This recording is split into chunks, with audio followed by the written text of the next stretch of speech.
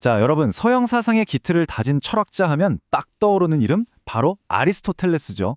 근데 그의 삶이 단순히 책상에 앉아 연구만 하던 조용한 학자의 삶은 아니었습니다. 철학이라는 순수한 지성이 거대한 정치 권력과 정면으로 부딪혔던 아주 극적인 인생 이야기인데요. 오늘 그 속으로 한번 깊숙이 들어가 보겠습니다. 바로 이 질문. 이게 오늘 우리가 풀어볼 핵심 미스터리입니다. 아니, 역사상 가장 위대한 정복자로 불리는 알렉산더 대왕의 스승이었잖아요. 그런 사람이 왜 자신이 평생을 바쳐 활동했던 도시 아테네에서 도망쳐야만 했을까요? 그의 죄목은 불경죄였습니다. 근데 이게 그냥 평범한 죄목이 아니에요. 놀랍게도 76년 전에 그 위대한 소크라테스를 죽음으로 몰고 갔던 바로 그 혐의였거든요. 이 한 단어만 봐도 당시 상황이 얼마나 심각했는지 짐작이 가시죠? 자, 그럼 이 사건이 왜 일어났는지 그 배경을 제대로 이해하려면요. 시간을 좀 거슬러 올라가 봐야 합니다. 아리스토텔레스가 어떻게 철학계의 거물로 떠올랐는지 그 시작부터 한번 따라가 보죠. 그의 경력을 보면 태생부터 마케도니아와 아테네라는 이 두 세계에 깊숙이 발을 담그고 있었다는 걸 알 수 있어요. 아버지가 마케도니아 왕의 주치였으니까요. 그러다가 당대 최고의 지성도시였던 아테네로 가서 플라톤의 최고 수제자가 되죠. 그리고 스승이 세상을 떠난 뒤에는 잠시 아테네를 떠났다가 아주 화려하게 복귀해서 당당히 자기 이름으로 학교를 엽니다. 이게 정말 대담한 행보인데요. 스승의 학교인 아카데메이아, 바로 옆에다가 자기 학교, 리케온을 세운 겁니다. 이건 그냥 학교 하나 더 연 게 아니에요. 철학계에 패권을 두고 버리는, 말하자면 정면 승부를 선언한 거죠. 이제 그의 인생에서 가장 결정적인 순간, 어떻게 보면 그의 운명을 통째로 바꿔놓은 시기로 넘어가 보겠습니다. 바로 떠오르는 제국 마케도니아의 심장부와 손을 잡게 되는 이야기입니다. 기원전 343년 한 통의 초대장이 날아옵니다. 보낸 사람은 마케도니아의 왕 필리포스 2세. 내용은 내 13살 아들 알렉산더의 스승이 되어달라는 거였죠. 아버지 때부터 이어진 마케도니아 왕실과의 인연, 그리고 이미 아테네에서 쌓은 학자로서의 명성, 이 모든 게 합쳐져서 그를 왕자 교육의 최고 적임자로 만든 겁니다. 그는 그냥 월급 받는 가정교사가 아니었어요. 필리포스 왕과 알렉산더 왕자, 이 부자의 절대적인 신뢰를 등에 업고 정치적인 영향력까지 행사했죠. 어느 정도였냐면 필리포스 왕이 직접 파교했던 자기 고향을 다시 짓게 해달라고 해서 허락을 받아낼 정도였으니까요. 이건 뭐 엄청난 위상이죠. 알렉산더가 왕이 된 후에 아리스토텔레스는 다시 아테네로 돌아옵니다. 그런데 상황이 달라졌어요. 그의 화려한 과거가 이제는 그의 발목을 잡는 족쇄가 되어버린 거죠. 알렉산더가 스승의 연구를 위해서 800탈란톤이라는 어마어마한 돈을 지원했다는 얘기가 있어요. 이게 어느 정도냐면 당시로서는 정말 천문학적인 액수거든요. 이건 뭐 사실상 나는 마케도니아 왕실의 후원을 받는 사람이다 라고 광고하는 거나 마찬가지였죠. 독립을 목숨처럼 여기던 아테네 사람들 눈에 이게 좋게 보일 리가 없었습니다.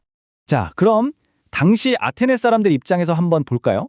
아리스토텔레스, 저 사람은 대체 누구인가? 첫째, 알렉산더의 스승.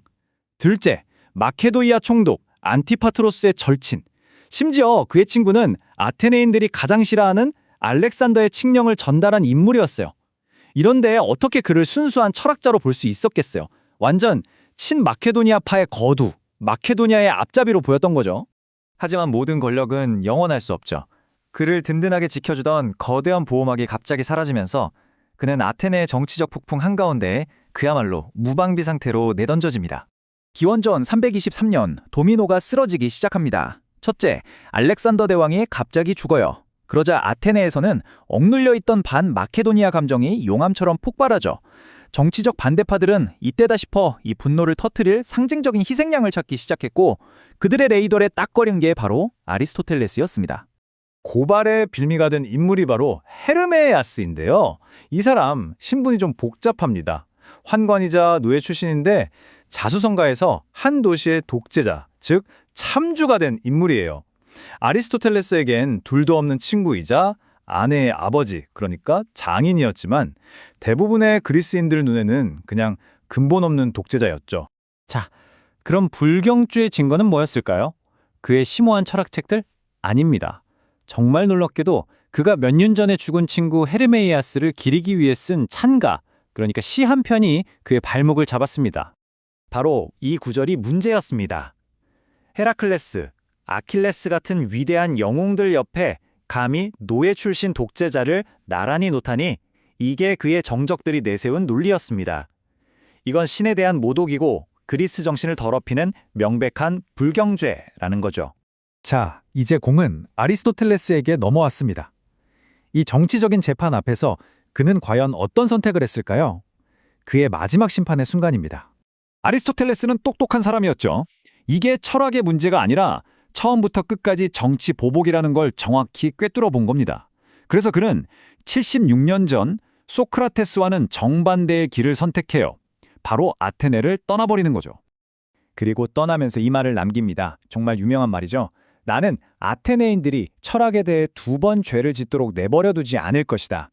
소크라테스를 죽인 게 첫 번째 죄악이고 자신을 또 희생양으로 삼으려는 게 2번째 죄악이 될 거라는 거죠. 더는 당하지 않겠다는 단호한 선언이었습니다. 소크라테스와 아리스토텔레스, 두 위대한 철학자의 선택이 여기서 완전히 갈립니다. 한 명은 죽음으로써 자신의 철학을 증명했고 다른 한 명은 삶으로써 자신의 철학을 지키려고 했습니다. 여러분은 어느 쪽의 선택이 더 위대하다고 생각하시나요? 참, 오늘날 우리에게도 깊은 질문을 던지는 대목입니다. 그의 마지막은 참 비극적이면서도 아이러니해요. 망명지에서 세상을 떠나고 불과 1년도 안 돼서 그의 친구이자 마케도니아의 총독 안티파트로스가 아테네를 다시 점령하거든요. 정말 조금만 더 버텼더라면 역사가 바뀌었을지도 모르죠. 결국 아리스토텔레스의 셈은 우리에게 이 질문을 던집니다. 권력 앞에서 진실을 말하는 것의 대가는 과연 무엇일까? 시대를 초월한 진리를 탐구했던 그조차도 결국 시대의 권력 구도에서 자유로울 수는 없었던 거죠. 이건 2000년도 더 지난 지금 우리에게도 여전히 유효한 질문 아닐까요?